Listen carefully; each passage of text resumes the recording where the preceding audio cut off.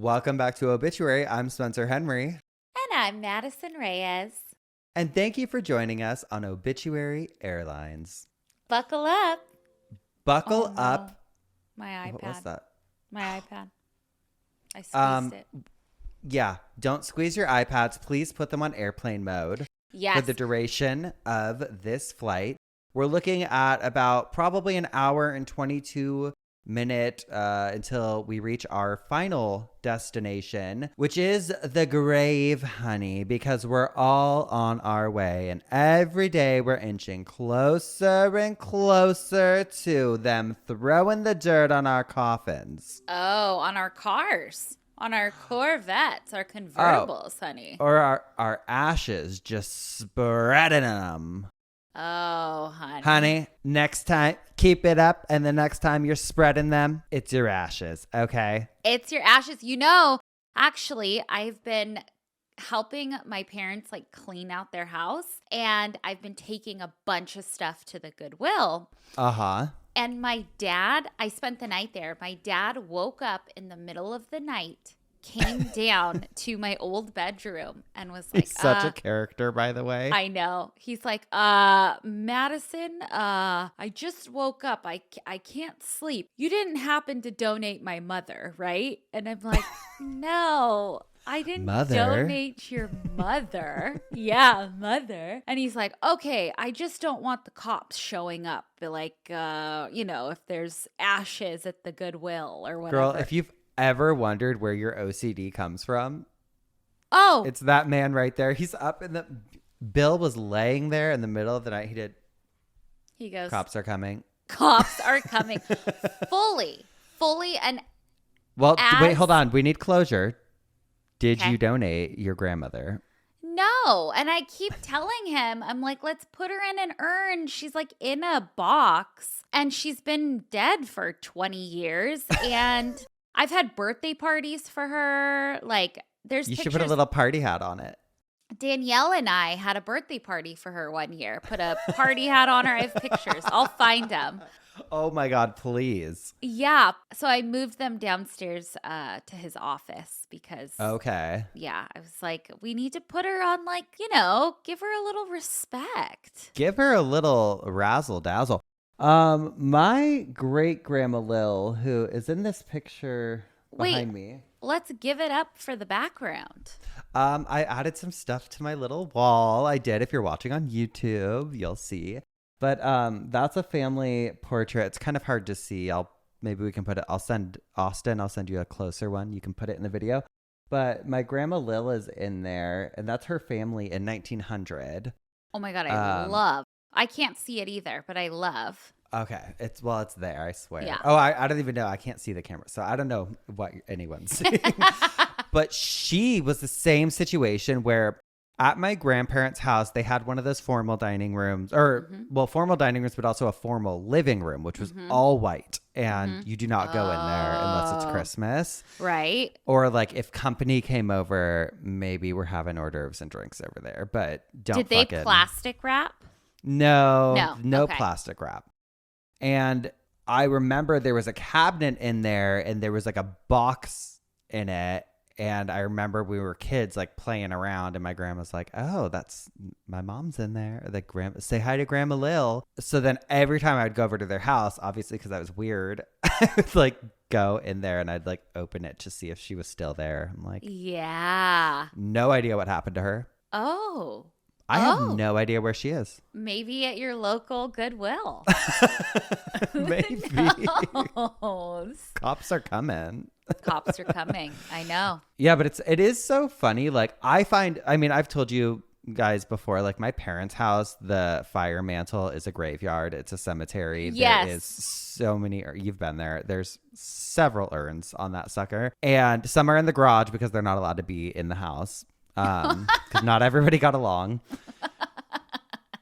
But yeah, I feel like, I don't know. We have our own ideas and plans for that world, but hopefully we'll have a solution for you guys one day. But I think urns should absolutely be displayed or at least be put in an urn. I feel like a brown box is so blasé. So so not her either. Like she had this sometimes, like if you ever see me wearing a scarf, like not like a winter scarf, but like a scarf, Like a an pretty ascot silk kind of thing? scarf. Yeah. Yeah. It's most likely hers. Like she was so fashiony. So What was her name? that was Polly.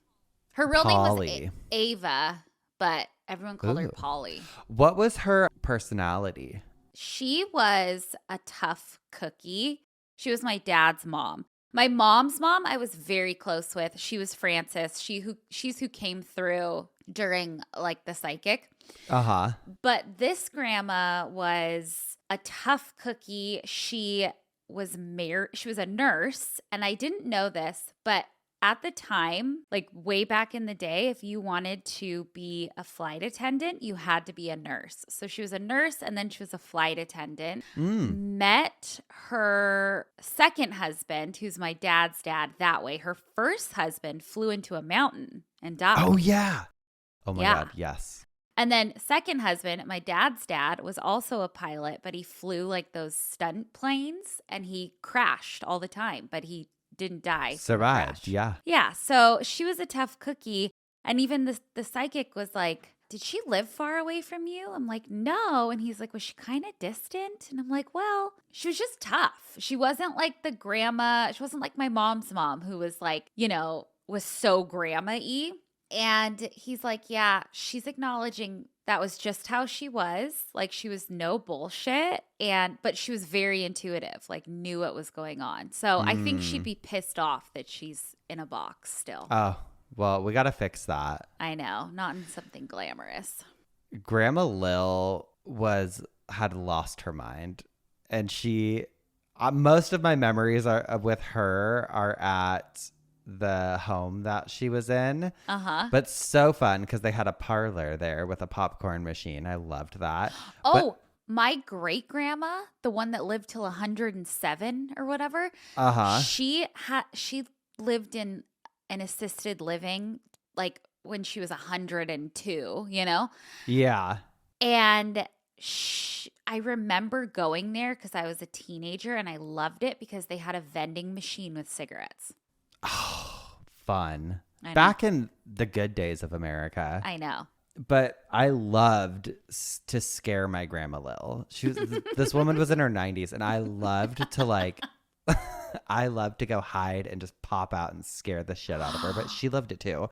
And I would always have to give her a massage, and she'd be like, "Oh, I'm in heaven."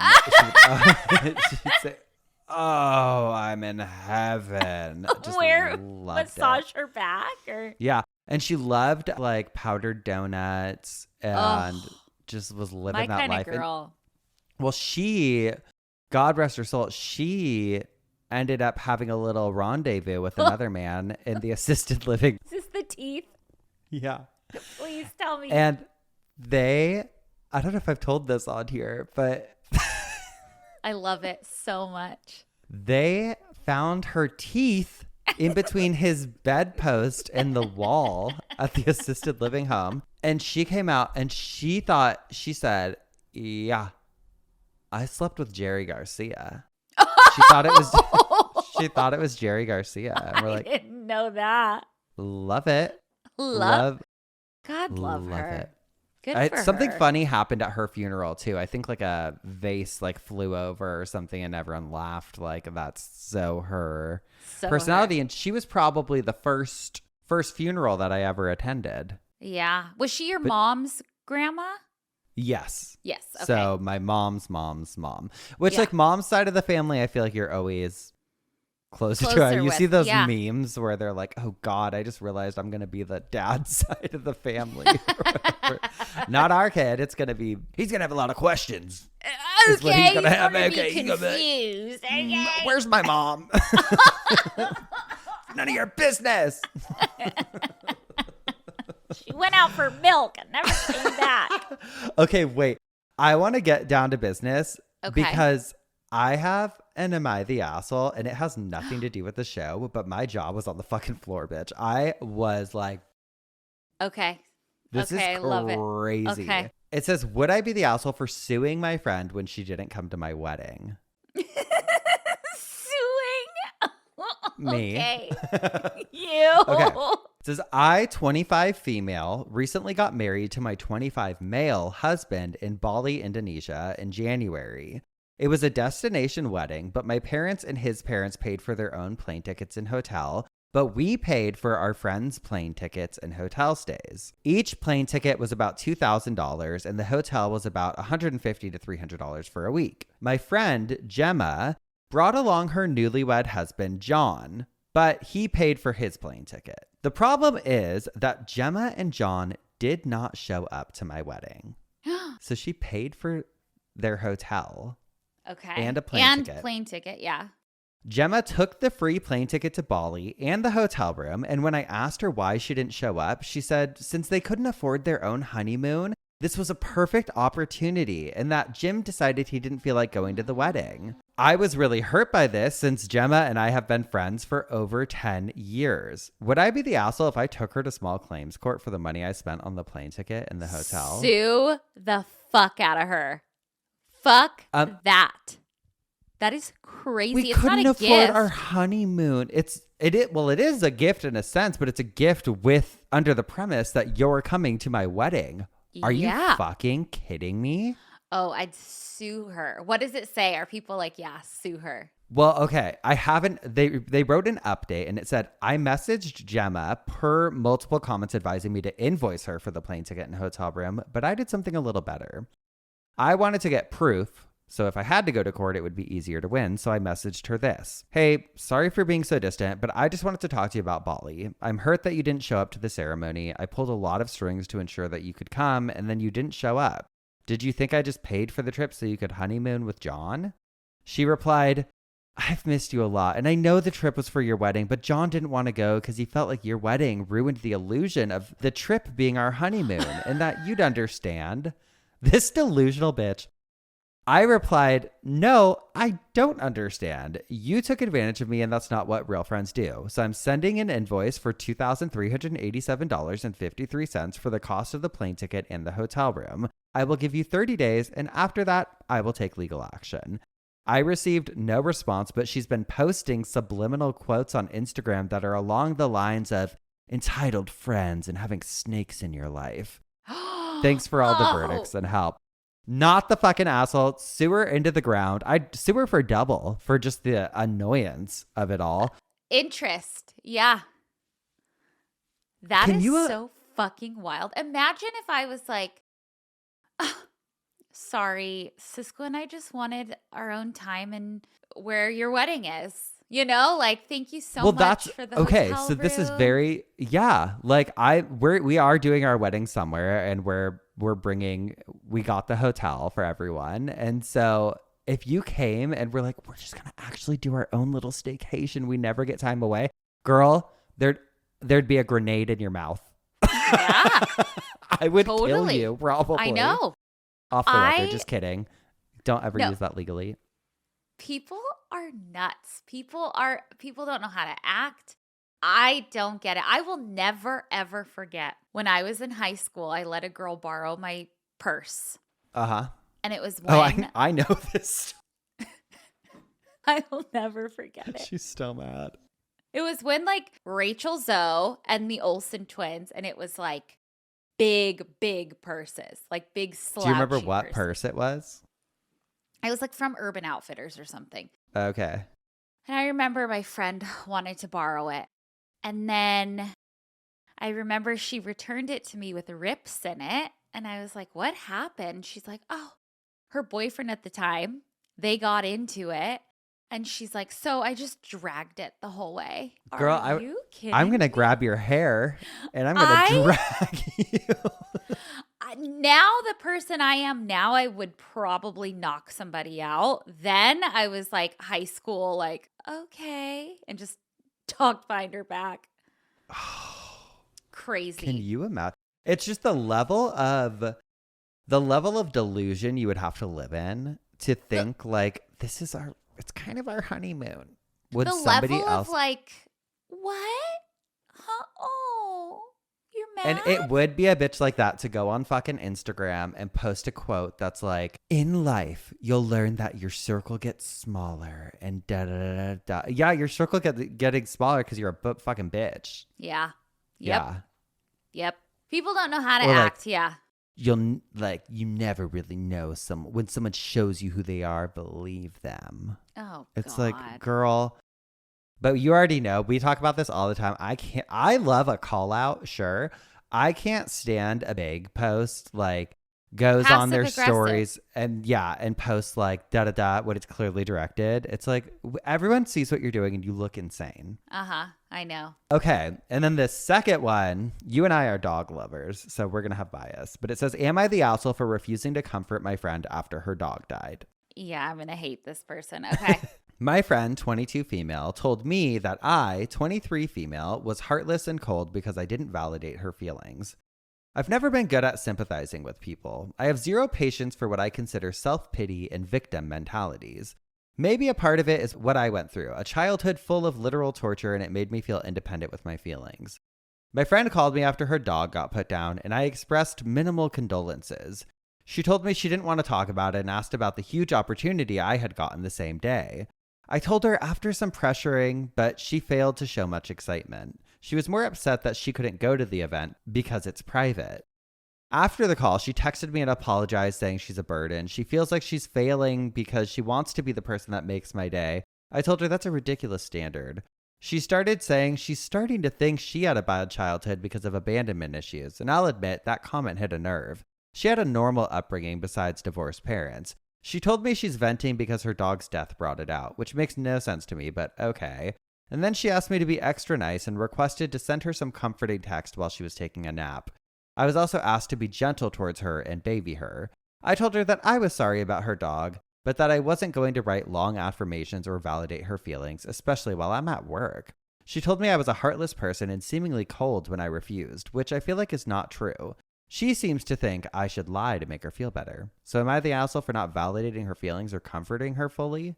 Oh, okay. So this sounds crazy, high maintenance, weird friendship. Are they in a relationship? What is going on? That's what I'm thinking. I'm like, okay, are we getting relationship vibes? What's going on?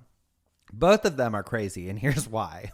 The person writing this is crazy because they are cold, and I'm sorry. A lot of people have a shitty childhood. A lot of people have horrendous, horrific things happen to them during childhood. At a certain point in life, you've got to fucking buck up. Yeah. The irony of the person writing this saying, I hate a victim mentality, and then going, I'm just tough because I had a tough childhood. It's like, girl, oh well. So did a lot of people. You don't get to treat people bad just because you had a harder experience, in your opinion, than what someone else had. And discounting their parents' divorce, because some divorces are amicable, but even in the best case of divorce, it's still hard on a child. Yeah. And so fuck you for that. And then the friend, they're crazy for saying, I need you to send me some comforting text and go easy on me and send me some. Wild. Stop being friends with this person. I know. Totally. It's like, you can't make somebody be who you want them to be. Like, you just can't. No. So yeah, they both need, I think, therapy in different ways. Yeah. Well, I mean, even if it's not therapy, I know some people don't like traditional therapy and stuff, but it's like you've got to do some self-work at some point, or at least take some accountability at some point in your life and be like, hey, just because I had, my dad died when I was super young. I never used that as like everyone else had a leg up because they had a dad, Right. And look what happened to me. Now I'm gay with a podcast. So. Oh, see, there you go. What's my excuse? Who knows? Honey. But the whole time I'm just thinking like, God, that dog's probably relieved. Like,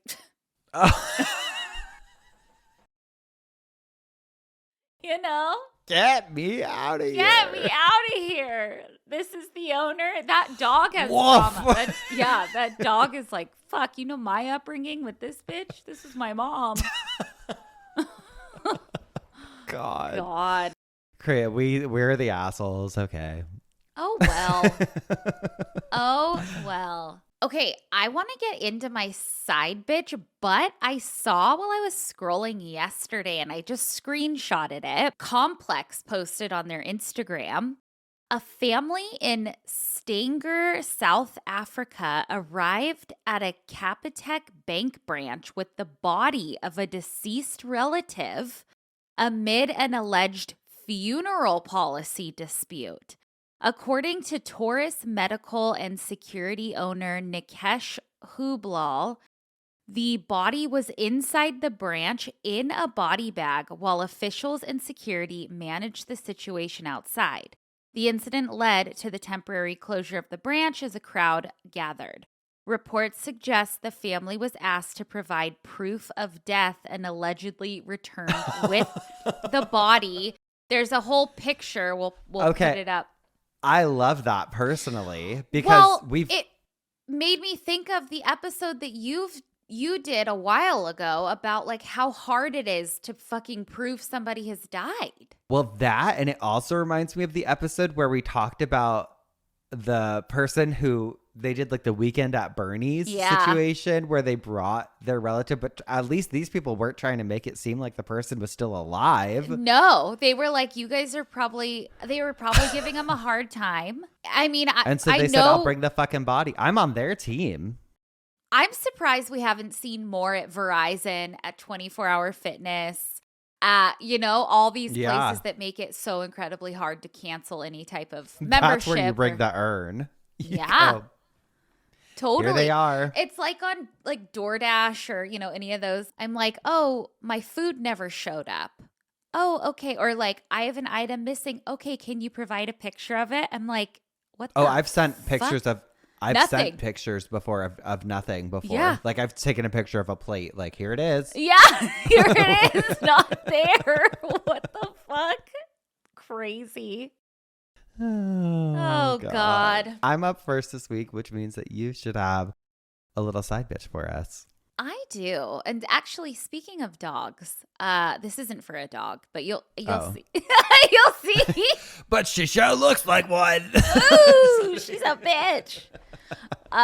This is from the Evening Star. Thursday, November 17th, 1887. My stripper name. The Evening Star. Oh, I love that. And welcome to the stage, Evening Star. Woo! Da-dun, da-dun. I want to be Twinkle Moon. An Evening Star. Austin put cricket noises. I want to be Twinkle Moon. An Evening Star. Fuck you. A victim of hydrophobia, Charles Canavan, who was bitten by a mad dog on October 8th and was taken to the Chambers Street Hospital, New York, suffering from hydrophobia, as stated in the Star, died in the hospital on Tuesday. Morphine was administered, and it somewhat deadened the pain in the sufferer's throat, but the constant convulsions could not be stopped. His limbs twitched every few minutes. Then he would become violent. At intervals, he was perfectly rational, and during one of these spells, he begged the doctors to put him in a straitjacket. Death was due to asphyxia and heart failure caused by convulsions and fixation of the muscles of respiration. The dog which bit Canavan also bit a man in the leg and a boy in the hand. Damn, every dog's got its day. Yeah. What's hydrophobia? Hydrophobia literally means fear of water, but this says is a classic late-stage symptom of human rabies caused by severe painful throat spasms when attempting to swallow. So that makes sense.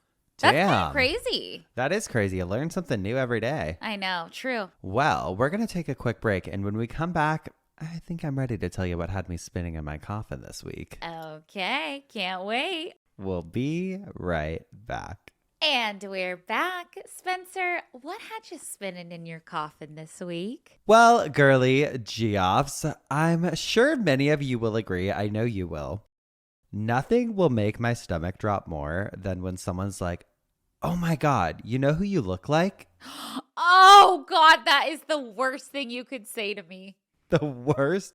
Because I'm going to Google it and I'm going to spiral. We're gonna look it up. And we're going to go, oh, yeah, I can see it. Oh. I've had some fucking gnarly ones. I remember back when I used to teach classes, this girl was like, oh my God, you look just like my friend. Oh, no. And I'm like, oh my God. No. And I was like, oh, show me. Because, what else do you say? She shows me. I'm in front of a whole bunch of people. I'm like, oh, don't show me unless they're on the cover of Vogue, honey. Unless it is the most beautiful person. I don't want to hear it. I know. I don't want to hear it. I don't want to see it. I don't want to think about it. I've been with you. I remember we were actually together on Halloween one year. And I know, and she's exactly. like, I thought you were my friend. Da da da. We looked and you were like, oh, and I think you were trying to be like, I don't remember actually. I don't know if you were like, yeah, I could see it. Or if you were like, no, girl. No. who do you get told you look like? Is there anyone that you're like, oh, I get that one a lot? Not anymore. I don't know. Who do you think I look like? It's different. I've known you through so many different looks. I know. True. That's what makes it hard for me. Yeah. Because I've seen you with so many different styles. I don't know if there's anyone that I think you look like. Why are you laughing?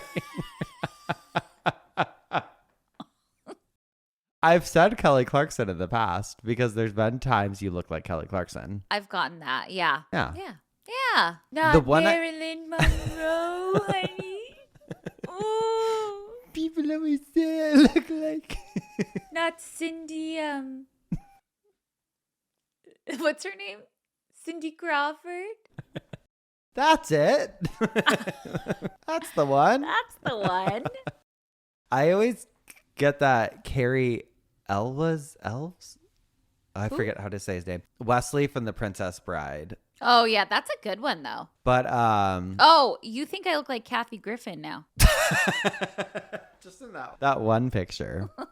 Anyway, today we're going to be talking about doppelgangers. Okay. And how does that relate to the show? Well, by definition, Madison, a doppelganger is an apparition or double of a living person. And oh, shit. There's a ton of tie-ins to the show. Get fucking ready. Okay, wait, I'm so you excited. and your doppelganger. Sometimes a doppelganger can be a nice thing. For instance, the champ had met with our psychic shortly before we went to a friend's wedding in Texas. Okay. And Felix, the psychic, told the champ, you are going to see a woman there who... she's not going to be like facing you, but you're going to just see her out of the corner of your eye and be like, that looks exactly like my mom. Oh, shit. Okay. We went to the wedding in Texas. Fully happened. The first night we were there was a woman there. He's like, oh, that lady has my mom's hair. And we were like, looks like her. Weird. I know. Okay. But other times, doppelgangers can be absolutely terrifying. Okay. And I actually remember when I was little, I had a dream about my dad, my stepdad, Chris, that he had an evil twin named Dan. No. And I will never forget. And in the dream, I was like wrestle fighting Dan because he was just evil. Yeah. My stepdad's the nicest guy. And he's the my best. dad's the best.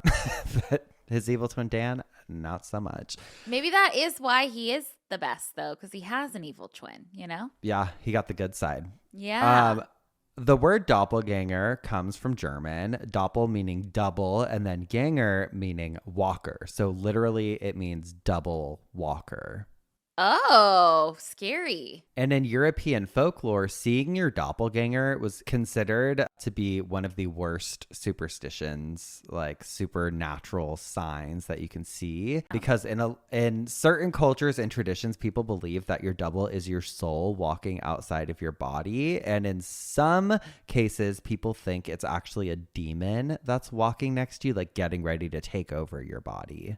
Which is, scary. That's really freaky. I know. In my coffin splitter, we're going to hear about some historical figures who allegedly had run-ins with doppelgangers, and then some stories I found online from people with their own horrifying true stories. First up, we have the Lincolns to talk about. Okay, I know that Mary Todd, she liked all the psychic stuff. Yes, as we know from several episodes in the past, Mary Todd Lincoln, Abraham Lincoln's wife, was a huge fan of spiritualism and just part of that wave that swept America at the time.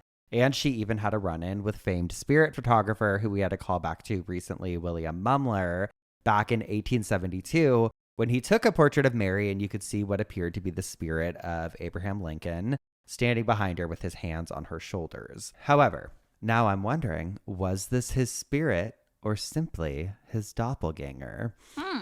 Or a secret third thing, which is nothing because we know spirit photography has been debunked. But I'm going to say, for the sake of today's episode, that this was Abraham Lincoln's doppelganger because apparently he did have, it's historically recorded, a run-in with a doppelganger. Oh, okay. This is from an article on history.com. Quote, by the time of his 1864 re-election, deep lines etched Lincoln's face and heavy black circles underlined his eyes. During his years as commander-in-chief, he had slept little and taken no vacations. There may have been more to his sadness than he would ever admit.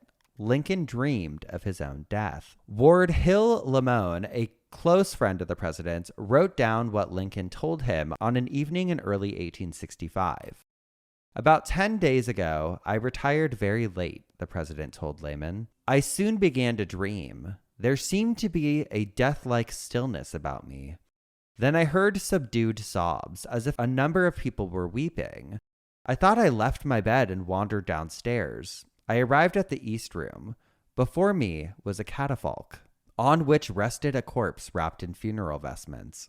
Oh, around it were stationed soldiers who were acting as guards, and there was a throng of people, some gazing mournfully upon the corpse, whose face was covered, others weeping pitifully.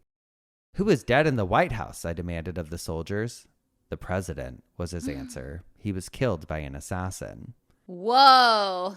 So that gives me chills because that was recorded before, or that was recorded to a friend. So this is like something Lincoln, that happened to him before his death. He literally predicted his assassination. Wow.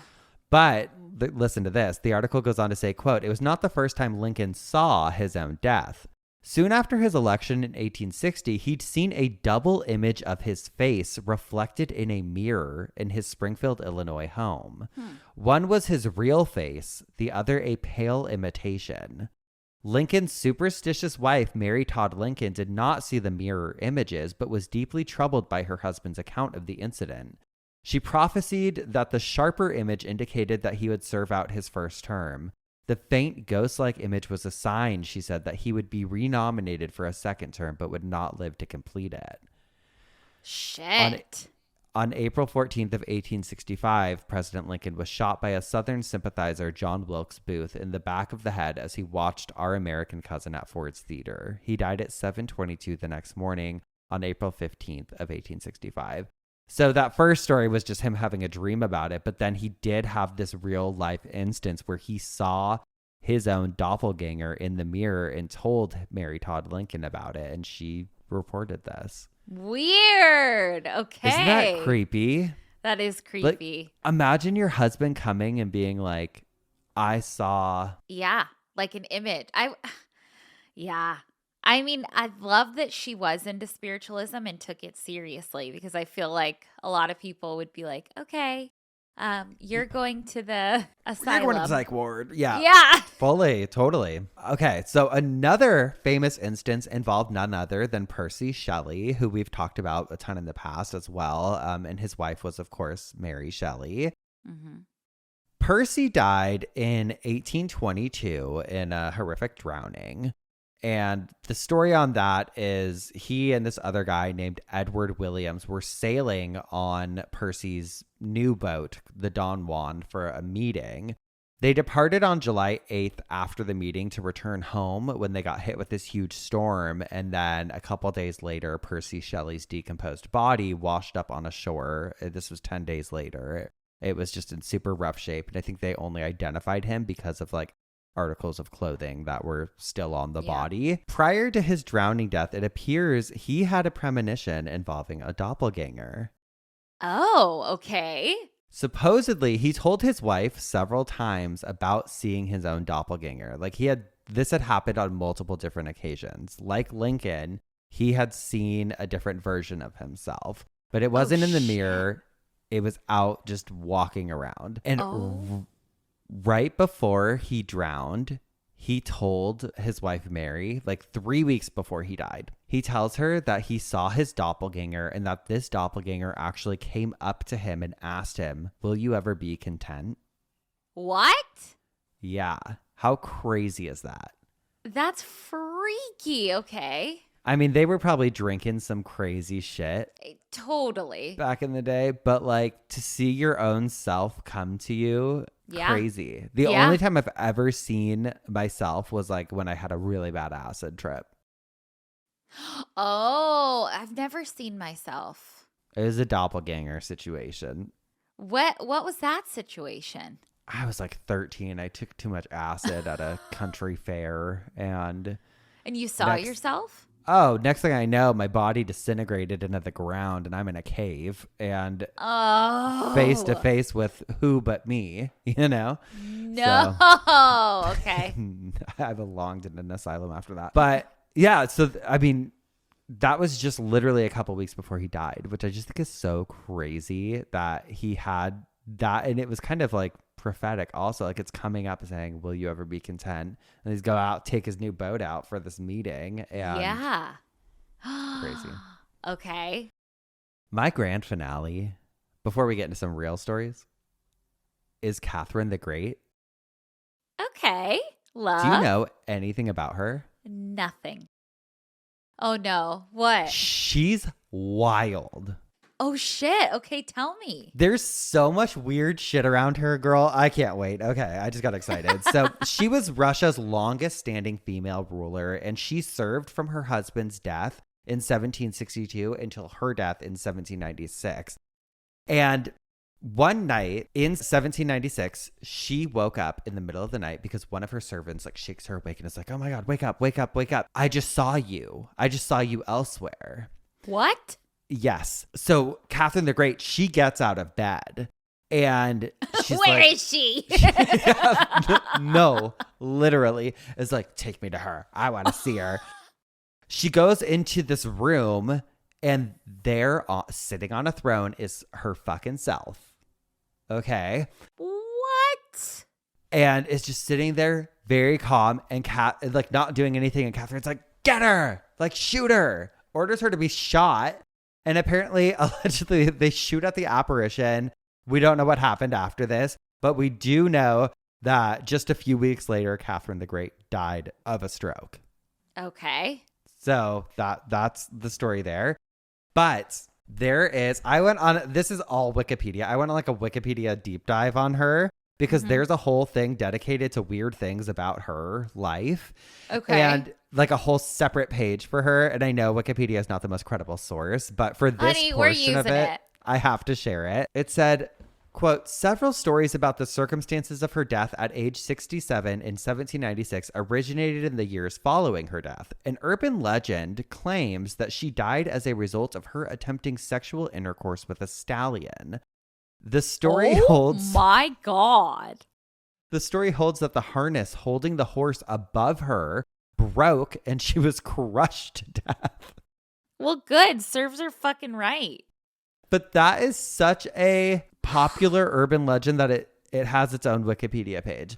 And then there's another rumor that she died while she was on the toilet. They said the toilet seat broke underneath her, which I guess is partially true. She did collapse in the bathroom from a stroke and then she died in her bed a day later. Okay. But then there's something called the erotic cabinet.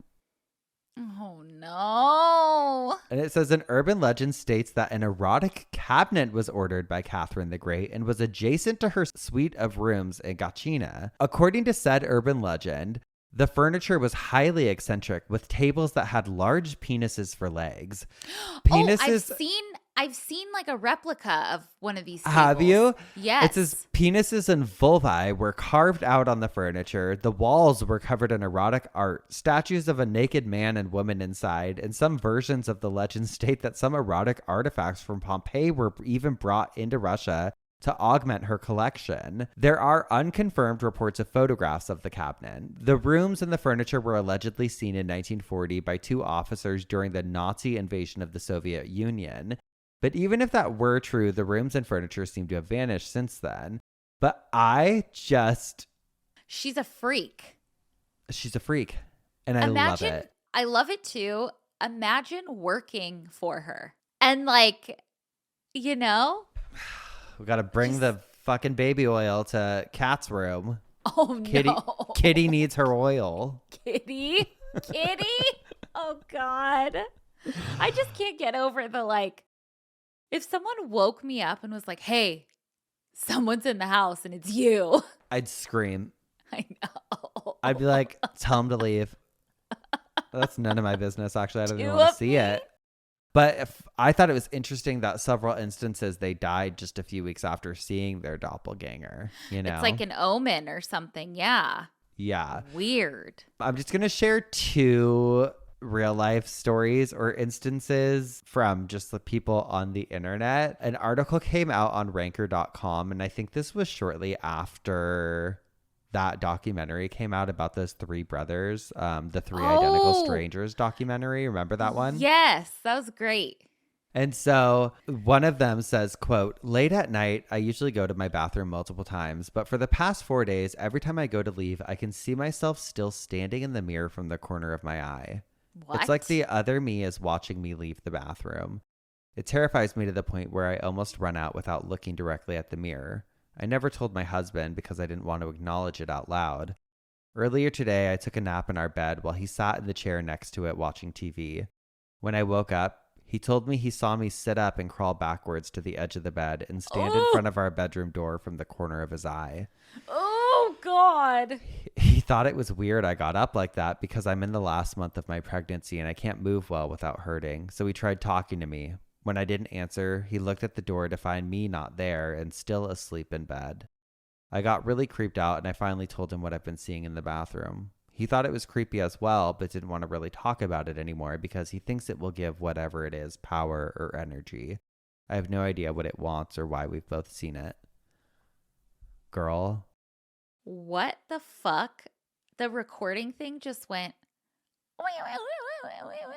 and then it said trying to reconnect. That was so weird. It probably picked it up in the headphones. Swear to God. We rebuke you in the name of Jesus Christ, our Lord and Savior. Amen. Yes. Amen. That was fucking weird. It went, I just heard, We rebuke it. rebuke it, girls. Rebuke it. Rebuke it. And then there was another one about a husband who said, my wife said she saw me standing in the kitchen doing something while I was actually at work at the time. Oh, God. She initially thought I had come home from work and was worried. And then the figure of me apparently vanished, which was even more upsetting. No other occurrences before or since then.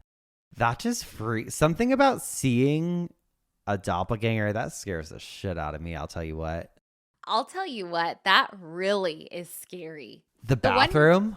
I'm not going to be able to, and I don't want to look in the mirror in the bathroom. I know. It's scary. God. Or if I saw like Cisco out of the corner of my eye crawling around. Are you kidding me? I'd say get the bug spray, honey. Get the bug spray pronto, honey. Little roach. Scary. God, that's scary. I didn't know doppelganger. I mean, doppelgangers are freaky. And I know that there's like stories of doppelgangers from the 1700s, you know, like you see that, but like I didn't know the folklore and how freaky they were. Scary. Really scary. Love it though. Oh, bitch, you scary. Oh, bitch, you scary. Oh, bitch, you scary. Oh, bitch, you scary. That's a good one. That is a good one. Put it in the title. Title. All right. Well, we're going to take one more quick break. And when we come back, Madison's going to tell us what had her spinning in her coffin this week. All righty. We'll be right back. And we're back. And I'm Spencer Henry's doppelganger. Oh, Oh no. We could blame anything bad on our doppelgangers. It wasn't That's us. what we should start doing. Oh my God. Oh my God. Oh my God. What is happening? Slid, girl. Madison, what had you spinning in your coffin this week? Oh, girlies. Well, this week, what had me spinning was something that, Spencer, you and I own, and we should probably be wearing at all times. Can you guess? What? Okay, wait, hold on. We own it. We should be wearing it at all times. Yes. A restraint? Yes, it is. It's a leash. straitjacket. A leash, yes. A straitjacket. Oh my God, yes, we do own straitjackets. I know. And I figured we've done deep dives on hysterics, on hoop skirts, on corsets, on lobotomies, all which kind of intertwine, to be honest, that I can't believe we haven't done like a comprehensive history on a straitjacket. So that's what I did. Okay, I didn't know this, but I've been spelling straitjacket wrong my whole life. I've been spelling it STRIGHT, like straighten you out jacket. Well, that's actually straight. You forgot the A. Oh, STRAIGHT. Is it STRAIT? Yes, meaning like straight and narrow, tight and restrictive. Like restraint. Yes. And yeah, not meant to like straighten you out, but to restrict you and to make you feel small. So that's why it's spelled like that. I know. So in all seriousness, like, well, I guess I'm totally like politically incorrect because when I think about a straitjacket, I'm like, I think of the movies, I think of Harry Houdini, I think of Crybaby, or even like Hannibal Lecter, like, oh, that's a bad boy. I think of this. Like, I think of like a bad boy, you know? I don't know. And I know that's so fucking. I think of an insane person. I mean, I've been restrained. Even hogtied. Hogtied girls. It's another story for another podcast. Okay. Yeah. But one day we'll talk about it. Oh my God. However, they're so fucking barbaric now that I know the history. But I found this very interesting. So straitjackets were first introduced as a way to reform the real barbaric treatment of people in asylums, which feels so unsettling that a straitjacket is a form of reform. But in the 1700s, we know back in the day that people who were considered mad were institutionalized, and you could be institutionalized for, a whole slew of reasons. Yeah. However, people weren't just, institutionalized and rehabilitated. They were, as we know, fucking treated horribly. And one of the oldest and most infamous mental hospitals is in London. It's called Bethlem Royal Hospital. And the nickname for this hospital is called Bedlam because Bedlam means like, I think like chaos or like tragedy or so, it has like a bad meaning. So the nickname was Bedlam. But this place was wild because it was a hospital. But I didn't know this either, that a lot of these mental hospitals were tourist attractions. So like me or you or people of the public could go and pay money. It was like a donation to the hospital and you could walk around and you could just look at people. Just look at people. It was founded in 1247 as like a small religious, it was like a monastery, but even smaller.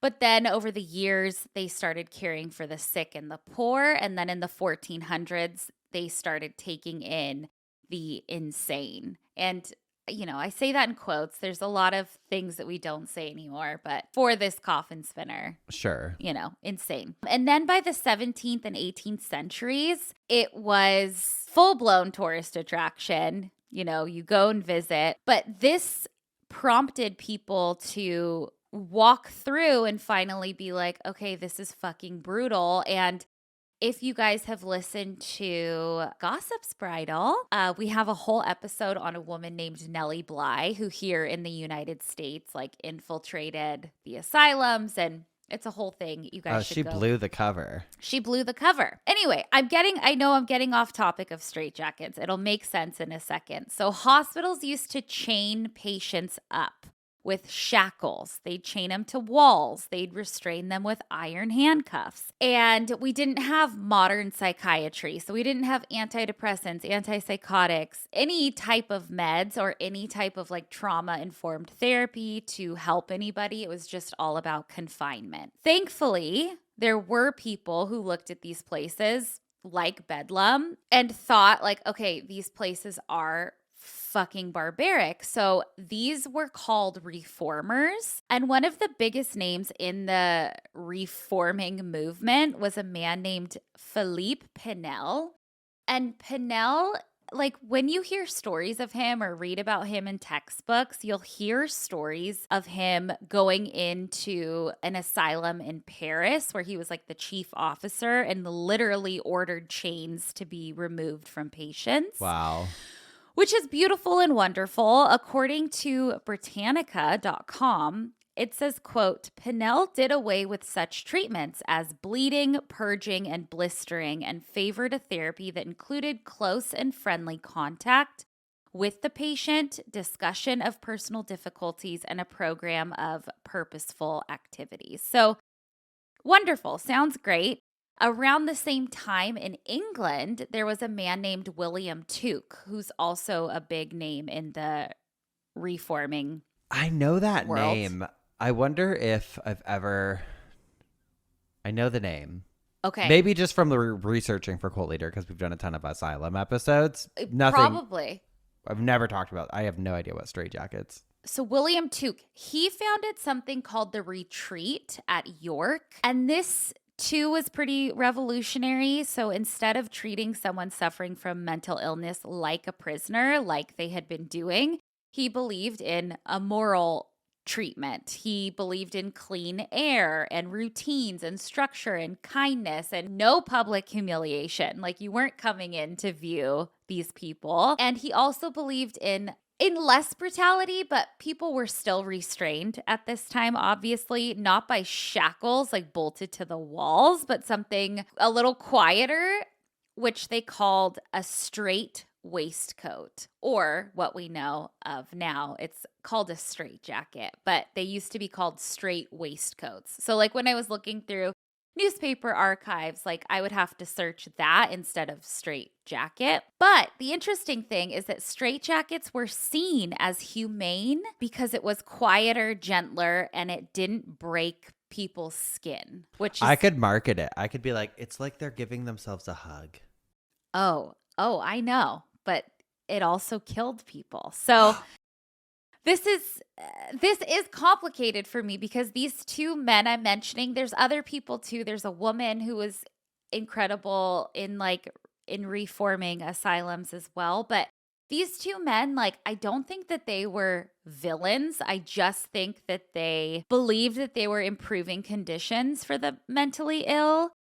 And in so many ways they were, but in so many ways they obviously weren't. So a little bit about the traditional straitjacket from the 19th century, or straight waistcoat. It was usually made out of heavy canvas or duck cloth, and it was tear resistant. It was incredibly durable and basically impossible to rip. The sleeves were extremely long, which I always forget about. Like when you see a straitjacket unraveled, the sleeves like That's reach like your Ariana feet. Grande. Yeah. Remember she always used to wear those fucking have those long sleeves. Yes. God. Your arms would cross tightly across your chest, sometimes super high up so you couldn't even move your shoulders. I've seen people wear them lower too, though. And then the sleeves are wrapped around your back and buckled. And then some versions you'll see have like a crotch strap to prevent the jacket from being pulled up over your head. But doctors at the time were like, hey, this is so great because this will prevent patients from hitting anyone, harming themselves. They also believed that it was very soothing to the patient, like you were saying, like a hug, like it was, therapeutic or like a weighted blanket or something. Yeah. But modern research and basic anatomy tells us that immobilizing someone's arms across their chest can fuck with your balance. It can strain your shoulders. It can compress breathing a lot. And it can also be incredibly dangerous because if you were to fall, you can't break your fall. Your face breaks your fall, basically. Yeah. And also, if you had to break free in an emergency, if there was a fire, if there was anything, you absolutely could not. So Tell that's a Houdini. tell that to Houdini, I know. I don't mention any of like the escape artist stuff in here just because I felt like this is so brutal. I don't know. Yeah. But I did look into how like an escape straitjacket was constructed, which was pretty interesting. Just like, there were less buckles and that kind of thing to be able to get out of it. But yeah, there are records of patients being in straitjackets for hours, sometimes overnight, and sometimes as just punishment for behavior, which is terrible. Also, another thing that's interesting is that there wasn't like one evil genius that's credited with inventing the straitjacket. There's no like single patent for it from like the 1700s. The early straight waistcoats kind of evolved inside of institutions and as like a tailoring situation. So the reformers wanted chains removed. So then they kind of tried to do the next best thing. So somebody probably like a tailor inside of an institution designed the straitjacket, but no one's like credited with it. And then later in the 1800s and 1900s, inventors actually began patenting and improving like restraint jackets. And I looked on the patent website, I love those. And I found one from like 2008. I'm like, what? Why are we still active? I know, still active. So now let's go to the mid 1800s when there's like a big asylum boom. There were places housing hundreds, sometimes thousands of patients at a time. And when institutions became overcrowded, restraining people became like the solution. It was efficient because it required less attendance to help. So they just started restraining everybody. According to the sciencemuseum.org, in 1829, a patient named William Scrivenger at the Lincoln Asylum, which is in England, was found dead after being restrained overnight.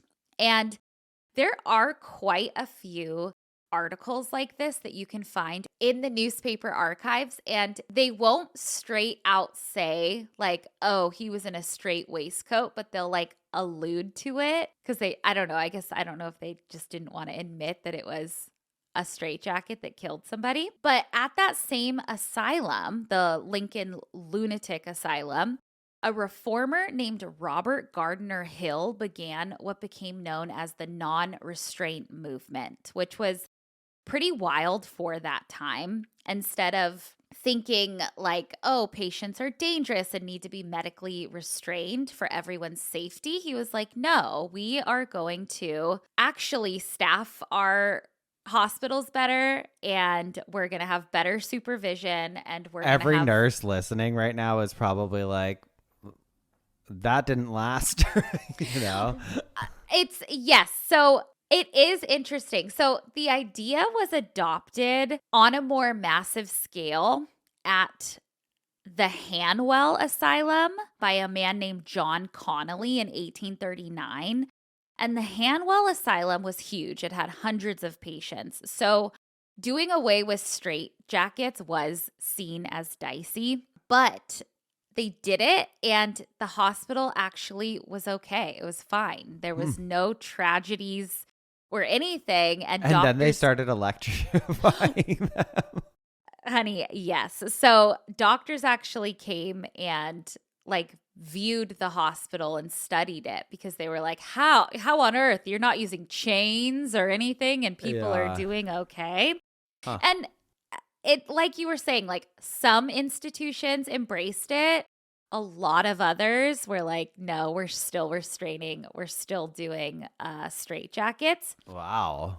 In many overcrowded institutions, straitjackets and other mechanical restraints continued, and that will have to be a whole nother episode. There are so many fucking wild constraints that I have to get into, but it would take a whole nother episode.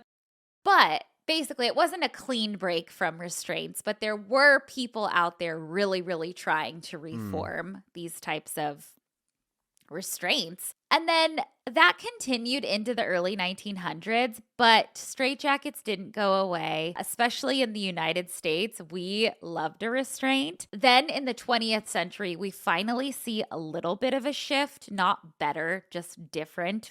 In like the 30s and 40s, we see something called somatic therapies. So we see lobotomies. We see something I'd like to actually dive into more is like the insulin therapy that they would do. Yeah. We see, a lot of antipsychotic drugs and, chemically restraining people instead of physically restraining people. But medicine has obviously come a really long way. I also saw in the 1950s, it was on historyhit.com. I don't know how long they had this straitjacket for. It says on here 1950 to 1955. They had this newer looking straitjacket that was denim. It was really cute. Love. Yeah, it was very like, I don't know, jailbird. There's times I belong jailbird. in one. Oh, honey, I know. Me too. Me too. But yeah, I'll post a picture of that. It's very cool. And then by the late 20th century, in like the 60s and 1960s and 70s, we see deinstitutionalization. Well, happening. Like large state hospitals begin closing and they begin downsizing, and the public is finally like, this is, terrible. But investigations into deaths during restraints finally started leading to obviously stricter regulations. But I didn't know this. The straitjacket was used well into the 90s, and it's never, ever been officially outlawed. So that doesn't surprise me. It's just kind of like weaned out of popularity, I guess. Yeah. It's all like, I'm sure they waned in popularity, but also I'm sure a lot of them just went out when they shut down all the fucking actual mental health facilities and just put people out on the streets. Yeah. Yeah, absolutely. So. It really blew my mind because I never thought about how a straitjacket came to be, but I'm like, oh, this was their solution for less brutality, but it was still awful. Really, though, that's like so much of humanity in general, though. Like, right? Mm-hmm. Like, we're constantly reinventing the wheel because we constantly are trying to make things better and better and more easy. And I'm sure some of the shit we do now, 100 years from now, they'll be like, that's so barbaric. I can't believe they actually like did this or that, Totally. Or drove themselves places. Like, who knows, I know. Yeah. No, crazy. Absolutely. Yeah. So that's the straitjacket. Cool. Straight to the point. Straight to the point, honey. Well, I love it. And I'm going to get straight to the point with my obituary for the week that I found online. I was just looking at obituaries. And this is from September 14th, 2025. And it says Elizabeth Ann Sheen, maiden name Newth, formerly Marlowe, 89, most recently living in Waterbury, Connecticut, peacefully passed away September 14th, 2025. Born in Bridgeport to German immigrants, Beth had a conventional childhood filled with stories of visits to Seaside Park and Beardsley Zoo in Bridgeport, Connecticut. With bobbed blonde hair and blue eyes, Betty looked angelic. Looks can be deceiving. She shared the story of pushing her younger brother out to sea in an inflated tire tube. She said she was happy to be rid of him. When her mother discovered her younger child was missing, Beth was instructed to swim to the tiny bobbing dot on the horizon that was her brother. Fortunately, she was a great swimmer, learning technique from an Olympic class athlete. During her senior year at Bassick High School, she was in a car accident that left her in a shapeless torso cast for the summer. She was Aw. not happy about her flat as a board figure profile. Betty laughed and said she went to the beach anyway in a bathing suit bottom and just the cast on top. With I love her. With Alexander Marlowe, her first husband, Beth raised 5 kids in an old farmhouse in Huntington, Connecticut, while negotiating the office side of a small in-home insurance business, often vacuuming while listening for the office phone. Virtually every weekday afternoon, she was doing paperwork in the office with the TV tuned to General Hospital. And during these years, Beth had her bowling friends and her poker gals, along with her card-playing gals. She even saw Elvis in Vegas. She loved reading and gardening and was always trying something new. Scuba diving, photography, sewing, any current crafting trends. Remember macrame plant hangers and clacker things? Most recently was knitting.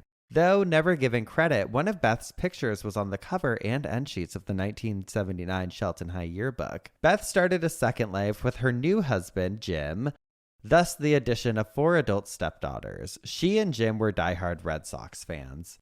Once again, there were bowling buddies and board games. A favorite game was Balderdash. Beth's faux definitions were easy to spot. They always involved a hint of Native American history or lore. The decision to welcome foster children, the kids, was the center of Beth and Jim's life together. Starting with babies with special needs, they branched out to any children in need. Over their long marriage, Beth and Jim took in 40 children, sometimes for a week, sometimes for years, and one forever. Wow. The kids went to some of the same places Beth enjoyed as a child. During this time, Beth also ran a sweepstakes newsletter called Sweepers. For a nominal fee, she compiled entry information for various sweepstakes and mailed it to each subscriber. She gained friends from around the country, exchanging stories about her kids. Beth and Jim were passionate advocates for improving the foster care system, attending seminars and hearings regarding the rights of foster children and foster parents. Favorite times were those spent with her family and the kids in a rented house in Pleasure Beach in Bridgeport, Connecticut. Leaving a legacy of love, kindness, generosity, jello molds, and spitzel, you may ask, why did you use such an old picture? Because it was one of the few photos in which she was not surrounded by kids. I guess that sums up her life. Oh, that's so sweet. I thought it was sweet. That's a good little obituary. What a life. I love that. What a life is right. Well, I have an obituary that was actually sent into us from a Geoff. And it says, "Hey guys, my name is Morgan and I've become absolutely obsessed with the podcast and have been a listener for over 2 years now. My grandmother passed away at the beginning of January, and initially my mom had written an obituary for her. However, the whole thing was basically 2 sentences that verbatim said that she was a loving wife, mother, and homemaker. When she sent me this to ask my opinion, my heart dropped because she was so much more than that and deserved better. Plus, loving wife is crazy. That man cheated on her. Because I've become so fond of your podcast and listen to obituaries all the time now, I decided I would write a new one, which my mom agreed to. And the only reason I had the confidence to do so was because of you guys, which makes me so happy. Anyway, I've attached a link to her obituary that I wrote. If you'd like to read it on the podcast, that would be very cool, but also do not have to. If you do, you're welcome to use all names. Wishing you, your pets, and partners all the best, Morgan." Thank you, Morgan. Aww. All right. I may omit some last names, but this is a great obituary. "It is with heavy hearts that we announce the passing of Marie Claire on the evening of January 8th, 2026. She passed peacefully and painlessly in the comfort of her own home at the age of 92. It is hard to summarize such a long and tremendous lifetime in just a few paragraphs. So here is what she would want you to know about the life she led and the mark she leaves. She was born in Bonnyville, Alberta on July 14th, 1933 to parents Alice and Adelard. She was the eldest of 6 children, Herb, Sue, Lynn, Gary, and Danny. One of her fondest childhood memories was living in the gold mining town of Great Slav Lake in the Northwest Territories, where she and her brothers would play outside the mines. The chemist would often give them bars of solid gold to play with, which they used as roads for their toy cars.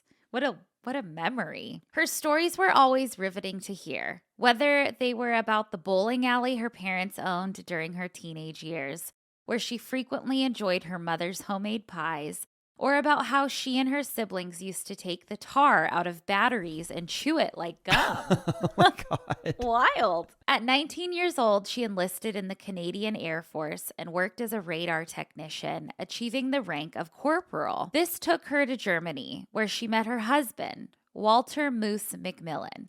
Together, they had 5 children: Kirk, Tad, Reva, Sean, and Leslie. She later left the military and studied to become a nurse, working in chronic care at St. Vincent Hospital for 24 years until her retirement. Her heart was filled with love and a deep need to care for everything around her. She was a lifelong animal lover and throughout her 70s and 80s rescued and adopted countless senior dogs to give them the best final years she could. She also welcomed stray cats into her home and at one point had 6 in her care. Occasionally, her love of animals went to questionable lengths, such as picking up an injured fisher, the weasel, from the side of the road with her bare hands and transporting it to a wildlife veterinarian in the passenger seat of her car. She was spirited, smart, hardworking, incredibly funny, resilient, loving, and caring, and honestly, one of the most amazing people you could ever hope to meet. And then it goes into predeceased and survived by. Oh, I so love sweet.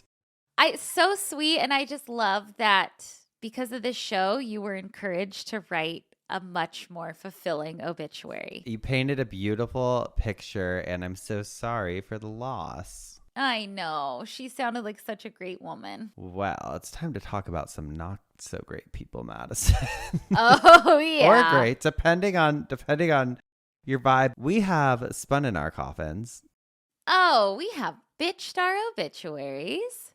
It means it's time for some dumb ass criminals.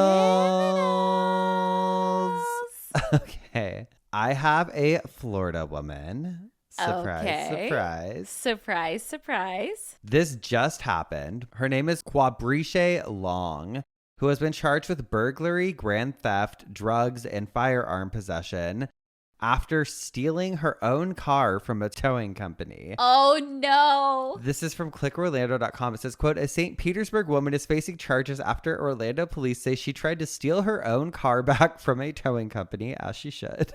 As she should. Ended up pepper spraying an employee in the process. Around 4:30 p.m. on Thursday, police arrived at TRL Towing on Ferguson Drive in reference to an in-progress stolen vehicle. According to an arrest affidavit, Quabriche Long, 29, entered the secured lot without permission, attempting to retrieve a Chevrolet Malibu she said was a rental vehicle towed earlier that day. When an employee tried to stop her, she pepper sprayed him. Long was found inside the lot and taken into custody after refusing to comply with officers' commands. The employee told police Long drove the Malibu toward the gate, then used a tow truck to block her exit. She struck the gate multiple times with the vehicle and sprayed the employee in the face, the affidavit states. She was trying to retrieve personal belongings, including $49,000 in cash she claimed was inside the Malibu when it was towed. Officers found oxycodone pills, a 9mm handgun, and the cash in her possession, the affidavit states. Oh. She was charged with burglary of a structure with battery, possession of a controlled substance, possession of a firearm during a felony, grand theft of a motor vehicle, and resisting an officer without violence. She was transported to the Orange County Jail without incident. Girl, you're going to serve some time for that one. She is, but it's the most annoying thing in the world to have your car towed and have to go get it. And you're like, oh, I have to pay you. Yeah. You took my car. Give it back to me. Yeah. Give it back. God. Please. I have a dumb criminal from this week from Florida. This is from firstcoastnews.com. Ormond by the Sea, Florida. A Florida man has been arrested after allegedly destroying a car in an Ormond by the Sea Publix parking lot that he thought belonged to an ex. This sucks, okay? The Volusia County Sheriff's Office announced the arrest of 37-year-old Justin Allen after a deputy confronted him for taking a hammer to an SUV. Body camera video shared by the sheriff's office shows the confrontation. It begins with a deputy, gun drawn, approaching a white SUV as a car alarm blares. The SUV's windows are visibly smashed, and the suspect drops a hammer after the deputy orders him to get out of the car. The suspect told the officer the car was his ex-girlfriend's and that she had stolen items from him. In the video, deputies can be heard saying Allen had been pointing at every white SUV that passed by, believing that it belonged to his ex. All of them have been different makes and models, one deputy said. They then tell each other that they believe he is on drugs. It ended up being, I guess, one of the employees at the Publix. Oh, God. Imagine you're just fucking trying to work and some crackheads in the parking lot breaking all your windows. I know. Not a good day for anybody with a white SUV. Damn. Scary. Dumbass. There's a ton of Dumbass. pictures, too. He fucked that car up. Fuck. I Asshole. know. Truly a dumbass. Truly a dumbass. Well, Madison, I'm going to go take a nap and I need you to send me sweet, nice messages while I Oh. do so. Okay. Why don't you ask your doppelganger to do that? Oh, that was him. That wasn't me. All right. Well, that is it for the week. We'll see you next week for some more coffin spinners And obituaries. and dumb Ass. criminals. Goodbye. Goodbye.